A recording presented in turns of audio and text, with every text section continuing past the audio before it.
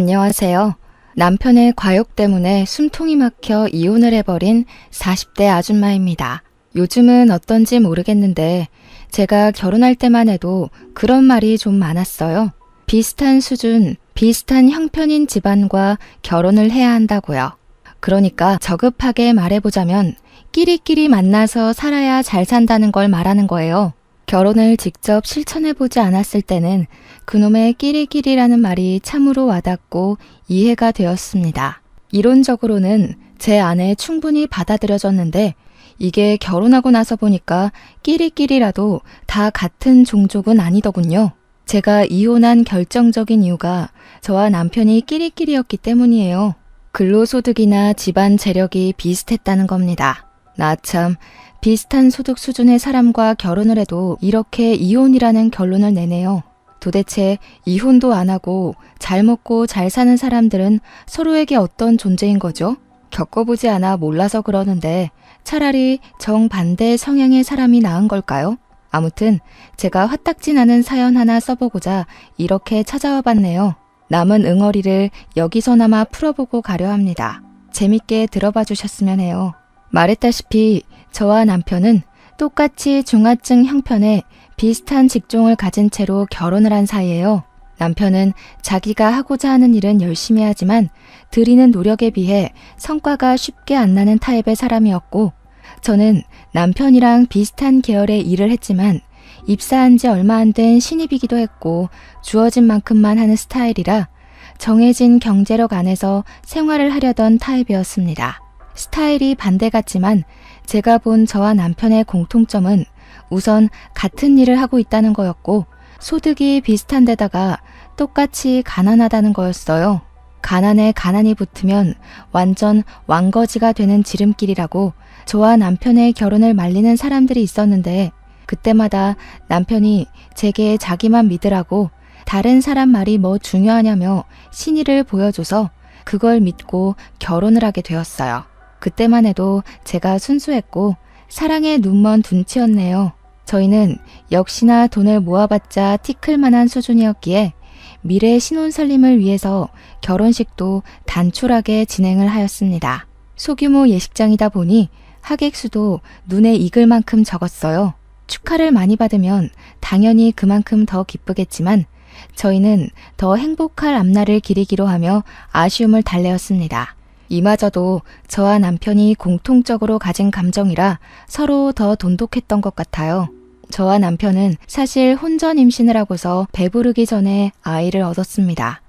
사실 없는 형편의 아이를 얻는 건 아이한테도 못할 짓이잖아요. 그런데 저희가 좀 많이 뜨거웠습니다. 민망하게도 한순간의 욕구에 눈이 멀어 대책 없이 아이를 가져버린 거였어요. 그래도 결혼과 동시에 저희에게 찾아온 아이 소식은 저희가 가족이란 단어로 더 똘똘 뭉칠 수 있도록 만들어 주었어요. 덕분에 저는 신혼여행도 남편의 보필을 잔뜩 받고 3박 4일로 다녀왔습니다. 당연히 해외는 저희에게 사치였고 가까운 제주도를 즐기고 돌아왔네요.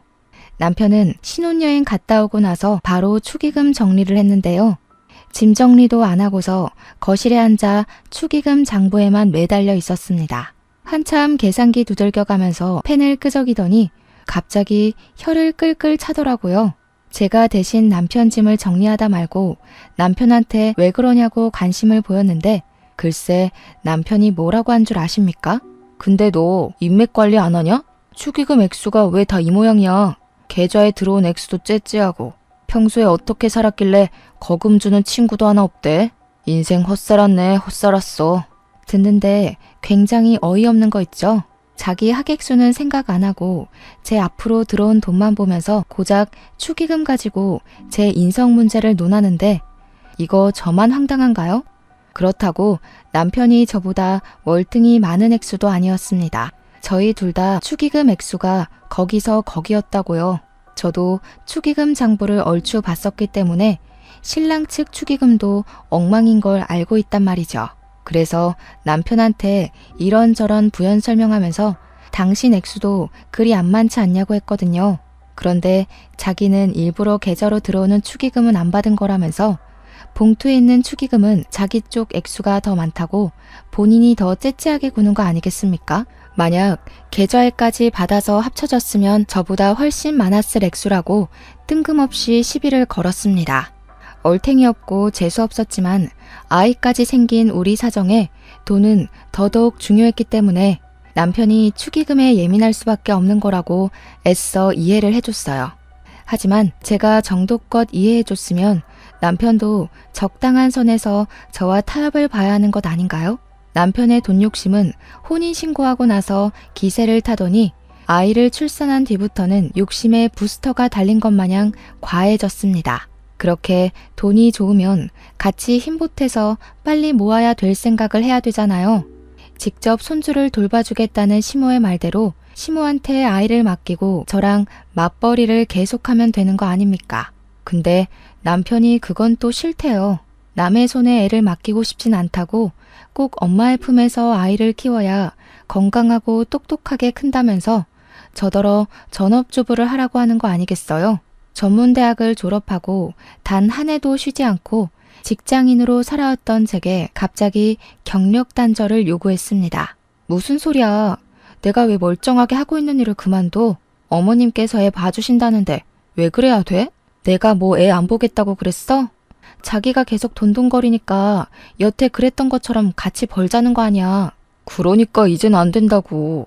그땐 우리가 둘만 있을 때였고 지금은 애가 생겼잖아.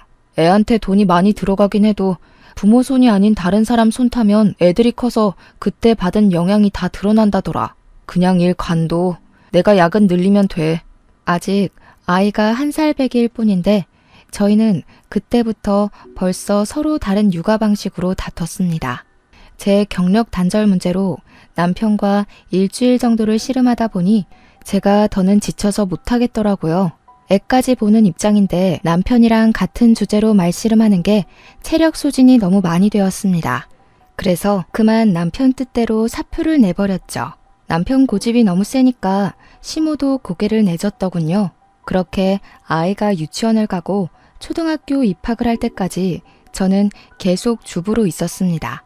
남편 내조하고 아이 육아에만 신경 쓰는 퇴근이라고는 일절없는 집 요정이 되었죠. 아이가 이제 초등학교를 가기 시작하면 슬슬 돈이 많이 들어가지 않습니까? 남편은 가난하게 자라서 그런지 아이 교육에도 욕심이 참 많더라고요. 그래도 유치원 때까진 애 교육관에 터치를 잘 안 하는 편이었는데 초등학교 입학을 하자마자 아주 선생님 납신 것처럼 애헴거리더군요. 과외며 학원이며 조그마한 애한테 이것저것 많이도 시키려고 했습니다. 이러면 아이도 힘에 부치지만 당연히 혼자 벌이하는 남편도 돈 대주느라 힘에 부칠 거라 생각했어요. 아니나 다를까 퇴근할 때마다 표정이 점점 썩어가더니 나중엔 애가 애교 부리면서 들러붙어도 귀찮아하기만 하고 기절하기 바빴습니다. 그렇게 힘든 것까진 이해하겠어요. 그래서 저도 내조를 더 잘하려고 했고 애가 남편을 성가시게 안 하도록 신경을 많이 써줬습니다. 그러나 갑자기 제게 다시 일을 구하라고 통보하는 남편의 요구는 정말 당혹스럽더군요. 제가 무슨 슈퍼맘도 아니고 일을 구하라고 하면 뚝딱 바로 취직이 되는 사람인가요? 제 나이가 당시 30대 중반을 넘어섰던 때였습니다. 경제 판국에서는 젊은 사람들이 자꾸 치고 올라오는데 무려 8여 년을 경력 단절로 살던 저한테 다짜고짜 일을 하라뇨. 물론 일은 할 수 있다고 쳐도 어떻게 그리 단번에 구해줄 수가 있겠습니까? 그렇다면 요즘 실업률도 올라가지 않았겠죠. 당연히 제 나이에 취업이 더 쉽지 않을 거 아니냐고요. 남편이 너무 힘들어하니까 저도 일을 알아보겠다고 제안을 수락하긴 했습니다. 그러면 좀 기다려줘야 되는 거잖아요. 그런데 남편은 제가 구직하는 기간조차 못 견디고 구직 시작한 지 1달 만에 취직도 하나 못하냐고 저의 능력을 개무시했습니다.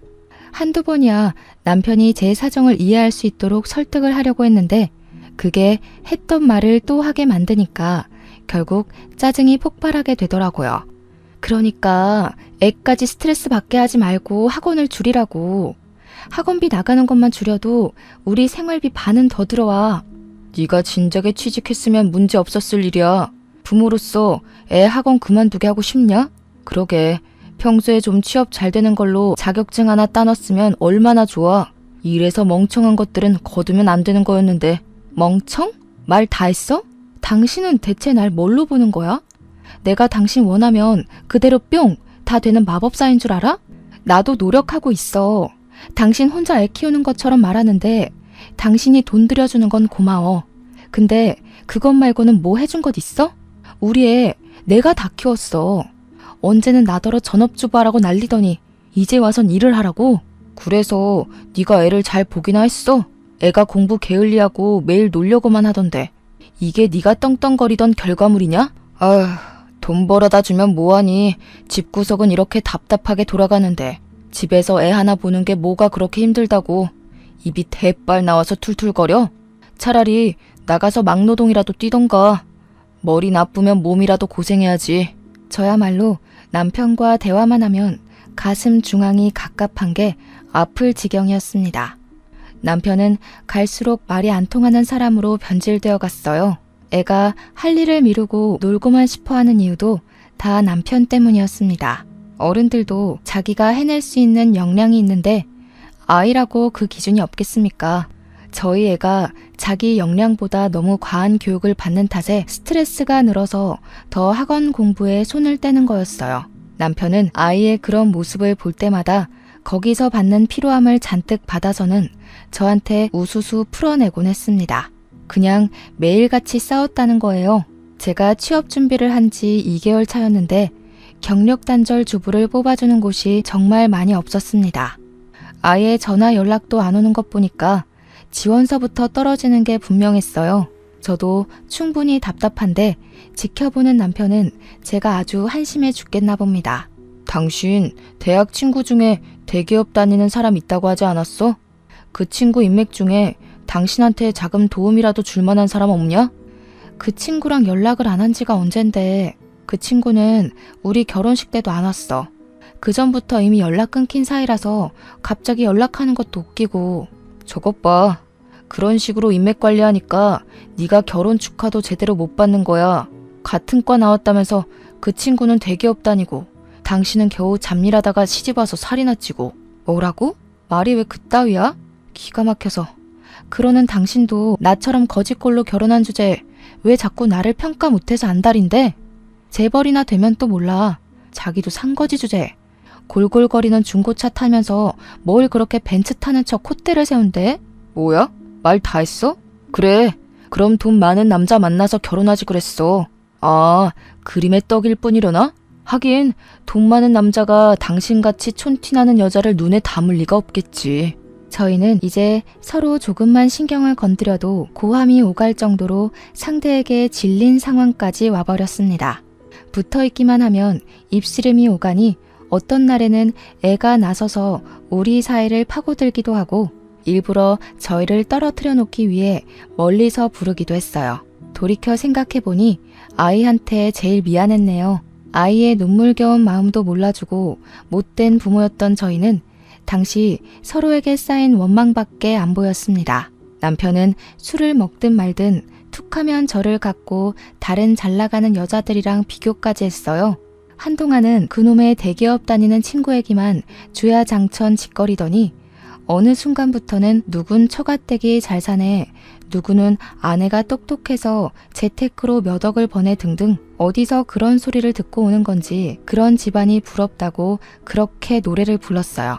저는 멀쩡한 정신으로 그딴 술주정을 듣는 것도 꽤나 스트레스였습니다. 그래서 남편이 과하게 취해서 온 날이면 몰래 몇 대 패기도 했어요. 일부러 남편 옮겨주는 척하면서 몇 번을 밟고 귀싸대기 날리고 코를 비틀어버리기도 했죠. 아니, 들을수록 웃기잖아요. 자기는 결혼 전이나 후나 고작 연봉 몇십만 원 오른 게 다면서 저한테만 과한 요구를 바라니까 완전 진짜 재수없지 않습니까? 머리통을 안 후려치곤 못 베긴다니까요. 그래도 저희 부부 때문에 아이 교육에까지 피해가 가면 안 되잖아요. 저는 아이 크는데 문제없도록 사방팔방 일자리를 찾으러 뛰었습니다. 나중에는 체면이고 뭐고 정말로 취업이 절실해서 오랜만에 대기업 다니는 친구한테 연락을 하기도 했어요. 그 친구와는 대학 졸업하고 나서 사적으로 연락을 해본 적이 없습니다. 저희가 그렇게 막 친한 사이는 아니었어요. 그러나 같이 강의 들은 적이 여러 번 있어서 막 안 친한 것도 아닌 애매한 사이였습니다. 제 전화를 받은 친구는 조심스럽게 알린 제 사정을 듣고선 흔쾌히 환대를 해주었습니다. 의외였어요. 보통은 연락도 안 하던 친구가 연락한 것만으로도 당황스럽잖아요. 그런데 친구는 저를 대학 동기였다는 이유만으로 반겨주어서 고마웠습니다. 내 동생이 플로리스트 하거든. 그게 생각보다 여기저기 쓰일 때가 많은 자격증이더라고. 동생한테 말해놓을 테니까 내일 한번 찾아가 봐. 주부인 제가 바로 사무직에 뛰어드는 건 어렵다고 배려해준 친구 덕분에 저는 친구 동생네 꽃집에서 꽃꽂이하는 일을 하게 되었는데요. 친구 동생도 제게 미리 실습하면서 플로리스트 자격증을 따보라고 권유를 하더군요. 요즘은 호텔에서도 플로리스트를 고정 직원으로 뽑는다면서 자격증 따서 호텔로 취직해보라고 방법을 알려주기도 했습니다. 그래서 저는 친구랑 친구 동생 덕분에 적당한 수익을 받으며 일을 배우게 되었고 정말로 플로리스트 자격증을 손에 쥐게 되었습니다. 얼마나 감사한 사람들입니까? 친구랑 친구 동생이 아니었다면 저는 아마 막노동하면서 몸도 마음도 엄청나게 고생하며 늙어갔을 겁니다. 제가 경제활동에 보탬이 되기 시작하니 남편도 불같은 성격을 좀 죽이고 잠잠하게 굴었어요. 전업주부 시절 때보단 그래도 싸울 일을 굳이 만들지 않고 먼저 한 발 물러나 주더라고요. 그렇다고 부부 싸움이 없는 건 아니었습니다. 횟수만 줄었단 거예요. 그리고 제가 플로리스트 자격증을 딴 게 전부 친구랑 친구 동생 덕분이라고 했잖아요. 은혜를 얻었으면 보답을 하는 게 사람으로서 기본적인 도리가 아니겠습니까? 저를 남편의 등살로부터 구제해준 둘에게 너무 고마워서 저는 제 친구랑 친구 동생을 우리 집으로 초대해 식사를 대접하려고 했습니다. 그러나 친구는 일이 너무 바빠서 오지 못했고 친구 동생만 우리 집에 와서 같이 거하게 식사를 했는데요. 오늘 야근 때문에 늦을 것 같다던 남편이 하필 그날 일찍 퇴근해 귀가를 했습니다. 남편은 처음 보는 아가씨가 같이 인사를 나온 걸 보곤 피로에 절어있던 얼굴을 어색하게 펴면서 저한테 누구냐고 물어봤어요. 그래서 친구 동생을 남편한테 정식으로 소개를 해줬더니 남편이 금세 아가씨에게 호의를 보이더군요. 우리 와이프 구제해줘서 너무 고마워요. 언제 한번 인사드리고 싶었는데 이렇게 기회가 되네요. 꽃집 하시는 분이라 그런지 참 미인이세요. 남편의 친절한 모습을 결혼 초에 보고 얼마 만에 보는 건지 남편한테 저런 모습도 있었는데 못 본 지 너무 오래돼서 순간 다른 사람인 줄 알았습니다. 그때만 해도 다른 여자한테 상냥한 남편이 불쾌했다기보단 어이없었을 뿐이었죠. 제게는 친구 동생이 귀인이나 다름없었기에 밉게 보일 리 없었고 남편한테 정뗀 지는 이미 오래되었으니 당연히 제 불만의 화살은 남편을 향할 수밖에요. 저희는 제 아이까지 같이 해서 저녁을 함께 먹었었습니다. 귀인이나 다름없는 손님이 있어서 그런지 간만에 저희 분위기 좋은 식사 시간이 되었어요. 웃기도 참 많이 웃었던 날입니다. 원래 불행은 가장 행복한 순간 뒤에 바짝 붙어 나타난다고 하잖아요. 맞습니다. 저는 오래간만에 행복을 느껴본 이후로 내리막길을 걷게 되었어요. 그 불행이 제게 큰 의미를 준 사람들 때문에 발생했다는 사실은 여전히 제 마음을 아프게 합니다. 플로리스트가 된 저는 친구 동생에게 감사 선물을 표시하고 정말로 호텔에 취직을 하여 일을 하게 되었는데요. 제가 취직하고 나서부터 남편의 야근이 엄청나게 늘어나는 거 아니겠습니까? 한 번은 너무 일 강도를 높여 하는 남편이 걱정돼서 쉬엄쉬엄 하라고 야근에 대해 언급해 봤거든요. 그런데 남편 말로는 애가 점점 더 자라니까 돈도 그만큼 많이 들 거라고 맞벌이 시작했는데 물 들어올 때 노 저어야 되지 않겠냐며 오랜만에 또 돈 욕심으로 불타올라 있었어요. 남편 돈 욕심이야 신혼 초 때부터 꾸준히 봐와서 알기 때문에 또 그런 줄로만 알았죠. 그런데 다들 불행이란 것이 누구한테 제일 먼저 닥쳐오는 줄 아십니까? 바로 순간순간을 방심만 하고 있는 사람들이요. 제가 바로 경계 없이 마음을 터놓고 살다가 바로 옆 사람에게 제대로 호구 잡혔던 인간 중 하나이네요. 한날 대기업 다니는 친구가 퇴근하고 만날 수 있겠냐고 저한테 연락이 왔더라고요. 당일에 연락이 온 거라서 좀 곤란했습니다. 집에 애가 기다리고 있기도 했고 남편한테 사전에 얘기를 안 했거든요. 특히 유부녀는 시간 약속을 자유롭게 잡기 어렵잖아요. 그래서 제가 좀 남처했더니 친구가 너무 중요한 말이라고 잠깐이라도 시간을 내달라길래 할 수 없이 퇴근하고 만났습니다. 호텔 주변 카페에서 기다리고 있던 친구는 심각한 얼굴로 앉아 있었는데요. 제가 반갑게 인사를 해도 표정을 굳히고만 있더라고요. 그러면서 제가 앉자마자 숨 돌릴 틈도 안 주고 테이블 위로 사진 한 장을 내밀었습니다. 그건 다름 아닌 초음파 사진이었고 그걸 본 저는 처음에 친구가 혼전 임신을 한 건 줄 알았어요. 하지만 그 뒤로 이어지는 친구의 말에 저는 충격을 먹고 맙니다. 미안해. 내 동생이 이런 애가 아닌데 네 남편이랑 사고를 쳤나 봐. 보다시피 그 아이 내 동생이랑 네 남편이 바람나서 저지른 일이야. 뭐? 그게 무슨 말이야. 뭔가 오해가 있었나 본데 내 남편이 돈에 미치긴 했어도 지금껏 여자 쪽에는 눈도 안 돌린 사람이야. 뭘 잘못한 거 아니야? 나도 놀랐어. 동생한테 크게 나무라기도 했고. 그런데도 동생은 차마 애를 지우긴 싫나 봐. 네 남편이랑 이미 얘기 끝내서 둘이 키우기로 했다는데 남편한테 들은 거 없어? 제 남편과 친구 동생이 바람이 났다는 것도 충격적인데 임신까지 했다네요. 심지어 둘이서 그 애를 키우겠다고 한 사실은 정말 할 말을 잃게 만들었습니다. 전혀 예상 밖의 일이라서 머릿속이 백지장이 되어버렸어요. 그리고 이 모든 걸 저는 전혀 모르고 이 친구한테 들었다는 것도 수치스러웠습니다. 친구는 제게 계속 미안하다고만 했는데 그게 다였어요. 동생의 부정행위를 알았다면 친언니로서 따끔하게 주의를 줘야 하는 거잖아요. 잘못된 건 잘못된 거라고. 친구 또한 저처럼 심장이 떨려야 되는 게 정상 아닙니까? 그런데 제가 본 친구의 표정은 태연하기만 할 뿐이었어요. 마치 남편과 자기 동생을 갈라놓을 생각이 전혀 없는 사람처럼 보였습니다. 그런데 넌 이걸 나한테 말해주는 이유가 뭔데? 나더러 네 동생 소송하라는 거니? 아니면 나더러 남편 포기하고 네 동생한테 넘기라는 거야? 진정해. 이런 상황 밖으로 소문나면 누구든 좋을 것 없잖아. 내 말은 최대한 시끄럽게 해결하지 말자는 거야. 내 동생한테 따질 거 있으면 앞으로 나 불러서 얘기해줬으면 좋겠어. 내가 네 커리어도 만들어줬는데 이 정도 부탁은 들어줄 수 있지? 내가 이해 못하는 건지 모르겠는데 이 상황에서 그걸 따지는 게 정상인 거니? 내 남편도 미친 짓 했지만 네 동생도 마찬가지 아니야? 그럼 적어도 내 앞에 네 동생을 같이 데려왔어야지. 나한테 사과를 시키는 게 언니로서 해야 될 일 같은데 원하는 게 사과야? 그거만 돼? 그럼 네가 순순히 이혼해 줄래? 그렇다면 나도 너 시간 되는 날 맞춰서 용서 빌러 데려올게. 친구가 얼마나 뻔뻔하게 나왔으면 제가 여태까지 토시 하나 안 빠뜨리고 기억을 하겠어요.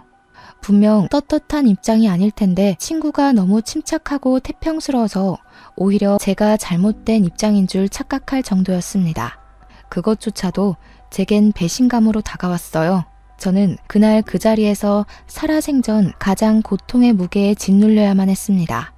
불륜이라 그러고 보니 왜 그 방법이 있나 생각도 못했네요. 그 친구네가 넉넉한 편이라는 건 대학 때 이미 알고 있었어요. 친구도 대기업으로 수익이 좋고 동생네 매출도 상당하니까 친정되는 집은 제가 알던 것보다 훨씬 더 풍요로워졌을 겁니다. 그러니 지난 저녁 식사 자리에서 그 사실을 알게 된 남편 눈이 도는 건 100번 양보해서 당연했겠네요. 제 남편이 돈에 미친 사람이라서 돈에만 목맬 줄 알았어요. 여자 집안을 이용해서 살림필 생각을 하고 있는 줄은 전혀 몰랐습니다. 저도 모르게 남편이 그 정도로 막장짓은 하지 않겠지라는 신뢰가 은연중에 있었나 봅니다.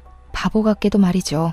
그렇게 부자인 처갓집 부러워하고 대기업 다니는 여자랑 저를 비교하더니 딱 그런 처가를 알아보고 불륜을 저질렀네요. 남편의 속내가 너무 시커멓게 잘 보여서 화가 나 미치겠더군요. 고작 돈 때문에 남편이 가정을 배반한 셈이지 않습니까? 능력 없는 제가 한없이 초라해지고 버려진 느낌을 도통 지울 수가 없었습니다. 심지어 그날 남편은 외박까지 했어요. 아마 친구가 남편한테 제게 모든 사실을 밝혔다고 언지를 줬던 것 같습니다. 남편 없는 그 새벽에 저는 모든 게 저를 돌아선 것 마냥 혼자가 된 느낌을 받았어요. 앞날이 너무 막막했고 무서웠습니다. 돈돈거리는 소리 듣기 싫어서 그렇게 핏줄 세어가며 싸웠는데 그렇다고 이렇게 불륜을 저질러버리라는 건 아니었거든요. 어떻게 그깟 돈 때문에 가족을 등질 수가 있나요? 토끼 같은 우리 새끼를 버릴 수가 있죠?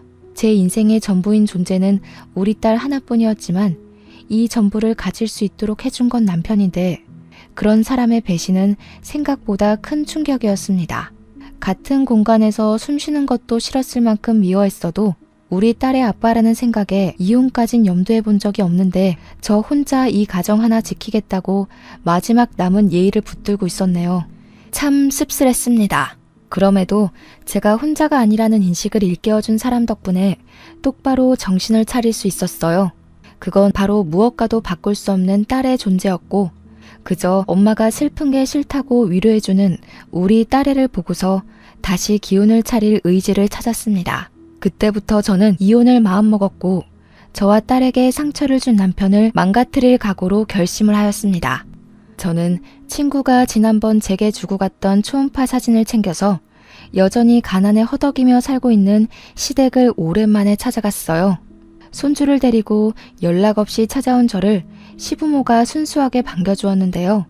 내내 제 표정이 좋지 않자 걱정을 해주셨습니다. 시부모는 없는 살림에 시집 와준 제게 항상 고맙다고 하는 분들이었어요.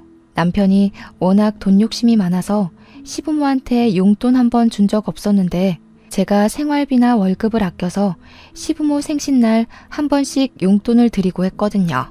제 마음을 갸륵하게 여겼던 시부모는 저를 자기 아들만큼이나 좋아해준 사람들입니다. 그런 고마운 분들에게 남편과의 결별 예고를 해야 하는 것이 참 죄송스러웠지만 제가 이미 딸이랑 저만 생각하기로 각오를 했잖아요. 그래서 저는 어렵사리 입을 떼서 시부모에게 이혼 소송 의사를 밝혔고 그간 있었던 일을 다 고백했습니다. 그런데 돌아오는 시부모의 반응은 그렇잖아도 절벽 끝에 서 있던 저를 한 걸음 더 물러나게 만들었어요. 역시 팔은 안으로 굽는 게 맞는 건데 제가 뭘 기대했는지 모르겠네요. 제 이야기를 잠자코 듣고 있던 시부모는 자기 아들에 대해 실망을 하기보단 제게 대신해서 사죄하는 방법을 택했고 하는 말을 듣다 보면 결국 결론은 아들 편이라는 게 느껴졌습니다. 우리 아들이 제 나름 살 길을 찾다 보니 그런 만행을 저질렀나 보네. 죽어라 노력해도 우리 집 가세가 안 일어나니 돈 많은 처가 도움이라도 받고 싶었을 텐데 있는 처가라곤 그 나물에 그 밥이니 어미야 착한 네가 이해 좀 해줘라. 우리 아들 그간 이쪽 저쪽 지가족 먹여 살리느라 고생을 너무 많이 했잖니. 네가 이혼만 해주면 우리가 너한테 돈 좀 떼줄게. 어머님, 불륜을 두고 그런 식으로 말씀 그렇게 하시면 안 되죠. 그게 지금 저를 앉혀두고 하실 말씀이세요? 어쩔 수 없이 남편 편드는 건 부모 자식이니까 제가 어떻게 이해해 보겠는데 저더러 용서해달란 소린 하지 마셔야죠. 저랑 남편은 피 한 방울 안 섞인 남이에요. 일말의 양심이 있다면 남편을 나무라셔야 하는 거 아닌가요? 그래 우리가 다 미안하구나. 다 잘못했어. 그러니 그냥 이혼 좀 해주거라. 우리도 남은 생 새 사돈 도움받아서 기 펴고 살 생각하니 차마 어미 널 붙잡기가 싫은데 어쩌겠니. 어차피 우리 아들은 너한테 마음 떴다. 껍데기 안고 사는 건 너도 실증 날 거 아니냐. 아들 말 들어보니까 친구 도움받아 겨우 취직했다면서 먹고 살 길 마련해준 빚 갚는다 치고 눈 감아줘. 어이없지 않나요? 시부모는 자기들의 형편없는 자존심을 스스로 자책하면서 도리어 저보고 이혼을 해달라고 부탁을 했습니다. 무슨 이런 경우가 다 있는지 모르겠어요. 왜 다들 잘못을 저질러 놓고도 저렇게 뻔뻔하고 양심이 없는 걸까요? 분명 저는 가만히 있다 봉변당한 사람인데 누구한테도 사과를 받지 못했습니다. 이런 식이면 정말 사람 하나 매도하는 거 일도 아니겠어요?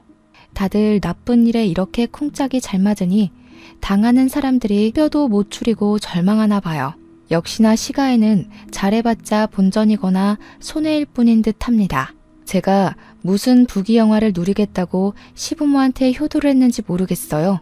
저는 그저 자기 아들한테 외면받는 시부모가 불쌍해서 대신 챙겨줬던 것뿐인데 결국 돌아오는 마음은 불륜녀한테 남편을 보내주라는 결론뿐이네요. 온갖 가여운 멘트를 남발하면서 남편의 불륜을 감싸주는 시부모에게 기가 막혀서 합의가 아닌 소송을 걸겠다고 통보했고 시부모는 부잣집 사돈을 얻을 수 있다면 흔쾌히 소송을 받아들이겠다고 했습니다. 제가 시가에 찾아간 걸 시부모가 남편한테 연락을 했는지 집에 돌아가니까 남편이 기다리고 있더라고요. 매일 불같이 화만 내던 남편이 이번에는 의외로 제 앞에 무릎을 꿇었어요. 잘못한 건 아나 보네 싶어서 뭐라고 짓거리나 들어보자는 심산으로 팔짱만 끼고 있었는데요. 아니, 글쎄 무릎 꿇고 빈다는 소리가 겨우 합의 이혼하자는 말이 아니겠습니까? 잠시나마 남편의 변명을 기대했던 제가 한심하네요. 다른 사람뿐만 아니라 남편조차도 제게 뭘 잘못하고 있는지 판단이 안 서나 봅니다. 나 가진 것 없는 집안 자식인 거 알잖아. 안 그래도 형편없는 남자인데 소송까지 당하면 윤진이 집안에서 나를 받아주겠어? 이렇게 부탁할게. 양육비도 꼬박꼬박 보내고 이 집 명의도 당신 단독 명의로 다 바꿔줄게. 재산 분할도 필요 없어. 당신 다 가져. 그러니까 제발 나 몸만 건사하게 조용히 보내주라. 이젠 실망할 것도 없다. 당신은 살면서 나한테 내도록 돈 뽑아 먹을 생각만 하더니 결국 돈 많은 사람 찾아 떠나는 게 목적이었나 봐? 그래, 어디 등배 따뜻하게 잘 먹고 잘 살아봐. 그래봤자 불륜 가정이 얼마나 오래 갈지 모르겠지만 네가 한 약속이나 똑바로 지켜. 네가 분명 네 입으로 몸뚱아리만 나가겠다고 했다. 당장 각서 쓰고 지장 찍고 부동산 명의 나한테 다 돌려놓고 바로 꺼져. 그날로 남편은 제 말대로 자차까지 제 명의로 돌려놓고 저한테 합의 이혼을 받아내 저희 곁을 영영 떠났습니다. 남편 보내고 나니 같이 산 수년의 세월이 송두리째 날아간 게 뼈아프게 느껴지더군요. 구멍난 가슴에 바람이 숭숭 들어서 한동안은 회의감이 들었습니다. 그래도 별 볼 일 없는 놈이란 거 알았던지라 하루 지나고 나니 역시 이혼하길 잘했단 생각이 들더라고요. 남편이 자기 짐은 필요 없다고 빼다 버려도 좋다길래 시가로 보내려고 정리 중이었는데 생각해보니까 남편이 상간녀 소송하지 말란 조건은 내걸지 않았더라고요. 아무래도 이혼하면서 제가 재산을 다 몰수해온지라 어찌 보면 이득 본 이혼을 했는데도 상간녀 소송은 해야겠는 거 있죠. 잘못을 모르는 건 남편도 시가도 마찬가지였지만 상간녀 집안도 제대로 배워야 될 거 아닙니까? 뭐든 처음이 쉬우면 그 다음은 실수가 아니라 습관이 되는 거잖아요. 친구한테 받은 은혜를 완벽하게 갚아주지 못해 좀 찝찝했는데 이렇게 잘잘못을 가르치는 참교육으로 보답을 한다면 친구랑 친구 동생한테 큰 배움이 될 거라고 봤습니다. 그래서 소송했어요. 그랬더니 상간녀한테서 바로 전화가 오더라고요. 당연히 안 받았죠. 뒤이어 날라오는 알림을 확인했더니 글쎄 엄청난 쌍욕의 문자가 날라오는 거 아니겠습니까? 불륜에 떳떳한 척 하더니 소송 때문에 생기는 빨간 줄은 겁이 났나 보네요. 심지어 친구한테도 전화가 왔는데요. 친구 것도 안 받을까 하다가 아무래도 지난날 뻔뻔했던 표정이 너무 재수없었던지라 고민 끝에 전화를 받았습니다. 역시나 예상했던 대로 친구는 저를 어이없는 이유로 원망하고 있었어요. 이 여시 같은 년이 내가 너한테 일자리까지 구해주고 경력 만들어줬는데 감히 뒤통수를 쳐? 니까지 것도 동기라고 반갑고 불쌍해서 호의 좀 베풀었더니 이런 식으로 돌려받을 줄은 몰랐네. 결국 고소를 했겠다. 너 때문에 우리 집이 얼마나 발칵 뒤집혔는 줄 알아? 그땐 내가 널 잘 몰랐지. 네 동생이 남의 뒤통수를 이리 무섭게 치는 사람인 줄 알았으면 나 너랑 처음부터 친구 안 했어. 나한테 선의를 베풀었다고 했니? 그 말은 네 입으로 네 동생이 쓰레기라서 사고친 걸 왜 너한테 갚아주냐? 그걸 따지고 싶은 거야? 넌 선의만 베풀었으니 동생 문제는 모르는 일이다. 뭐 그런 거니? 말 좀 똑바로 해봐. 대기업 다니는 년이 문장 구사력이 왜 이렇게 딸려? 진짜 돌았구나. 비렁뱅이 주제에 입에 풀 칠할 수 있도록 뒤 좀 봐줬으면 눈치껏 기었어야지. 지렁이도 밟으면 꿈틀하는 거 보여주고 싶었나 본데. 야, 너 딱 기다려. 내가 가서 제대로 밟아줄 테니까. 무작정 전화를 끊어버린 친구는 정말로 저희 집까지 찾아왔습니다. 상간녀인지 남편인지 친구한테 집 주소를 알려주었겠죠. 다 같은 한 통속이잖아요. 초인종도 안 누르고 주먹으로 현관문을 무작정 내려치는 수준이 벌써부터 저급하다는 걸 드러내고 있었어요. 저는 딸애를 방으로 피신시킨 후 대문을 열었습니다. 친구가 막무가내로 저를 밀치며 넘어뜨리더군요. 그러면서 제 머리를 잡는데 순간적으로 일어난 일이라서 허우적거리기만 하다가 겨우 친구 얼굴을 확인했습니다. 별것도 아닌 게 까부네. 우리 아빠가 누군지 알아? 동네 잡일하는 너네 아빠랑 달리 우리 아빠는 무려 2급 공무원이야. 우리 아빠한테 말만 하면 찌꺼기 같은 너네 부모님 순식간에 쓸어버릴 수도 있어. 까불 사람한테 까불어야지. 알았으면 당장 고소 취하해. 무릎 꿇고 고개에 쳐박아야 되는 입장이면서 돈 있고 빽 있다고 기세등등하게 나서는 친구 꼴이 같은 어른으로서 무척 쪽팔리더군요. 어쩜 전 남편과 다를 게 없는 건지 보니까 끼리끼리 잘 어울린 듯 싶었어요. 저는 손 뻗으면 닿는 곳에 있는 빗자루를 뽑아다가 친구의 다리를 냅다 쳤습니다. 중심 흔들려 쓰러지는 친구의 머리채를 잡고서 현관문 밖으로 밀어버렸어요. 아, 너네 부모님이 그렇게 가르쳤나 보구나? 집에 돈이 많으니까 온갖 쓰레기짓 다 저지르고 다녀도 얼마든지 돈으로 해결해 주겠다고? 그럼 그렇지. 집안 자체가 저급한 문화를 가졌으니 불륜 정도야 누워서 침 뱉기 수준이겠지. 그런데 어쩌냐? 너는 방금 네 입으로 네 약점을 드러낸 거나 마찬가지야. 나한테 너를 밟을 수 있는 방법을 친히 알려준 셈이라고. 대기업은 무슨... 역시 멍청한 년이네. 미친년이 뭐라는 거야. 내가 이 옷 세탁비도 물을 거야. 네 수준의 네 월급에 몇 년을 시달려야 갚을 수 있는 옷값이거든? 네가 감히 우리 집에 먹칠을 하고도 무사할 것 같아? 살고 싶으면 당장 소송 취하라고. 너네 그 잘난 집에는 소송이 제일 약과일 텐데 진짜 취하해도 괜찮겠어? 소송 취하하면 그 다음에 네가 알려준 약점밖엔 답이 없는데. 너희 아빠 2급 공무원이랬지? 과연 네가 네 아빠 발목 잡는 짓을 해도 너희 아빠가 돈으로 해결을 해줄까? 내가 죽을 때까지 쫓아서 너네 아빠 권위 무너뜨리는데 온갖 짓을 다 할 건데 그거 감당할 자신 있어서 고작 소송 가지고 이 난리니? 자기 아빠 얘기를 하니까 그제야 친구 표정이 살짝 흔들렸습니다. 자기가 가진 백은 아빠가 다인데 그걸 망가뜨리겠다고 한 거니 주춤할 수밖에 없겠죠. 높은 위치에 있을수록 겸손하고 조심해야 한다는 걸 망각한 모양입니다. 고작 거지 나부랭이 말에 내가 쫄기라도 할 것 같아? 우리 아빠를 걸고 넘어지시겠다. 그럼 너네 부모님은 무사할 것 같니? 누가 누구더러 멍청하다 지랄하는지 모르겠네. 그래, 어련하시겠어. 불륜이 뭐 자랑이라고 동네 떠나가라 따지고 있는지 모르겠다. 네가 마음 먹을 수 있는 짓 나라고 못할 것 없지. 원래 내려갈 곳 없는 사람이 더 무서운 거 알지? 내가 마음만 먹으면 네 아빠뿐만 아니라 너랑 네 동생 인생까지 제대로 밟아버리는 수가 있어. 그런데도 나한테 고개 쳐박을 용기가 안 나니? 나 정말로 너네 아빠 찾아갈 건데? 제 말에 더는 대꾸하지 못하던 친구는 결국 제게 선을 제대로 넘었는데요. 자기 성질을 주체 못해서 손을 부들부들 떨더니 누가 버려놓은 아이스 커피를 주워다가 제 얼굴에 뿌려버리는 거 아니겠어요? 와, 사람이 속에 화가 부글부글 차오르면 몸을 주체 못한다는 걸 그날 처음 느꼈습니다. 도리어 커피를 처맞아도 마땅할 상간녀 언니한테 제가 당했으니 그 분노가 가늠이 되시나요? 이게 상식적인 순서인지 모르겠어요. 이걸로 모자라 친구가 끝내 스스로 매벌집까지 해버렸는데요. 네가 왜 부모를 언급해도 꿈쩍 안 하는지 알겠네. 너한테 딸이 하나 있다고 했지?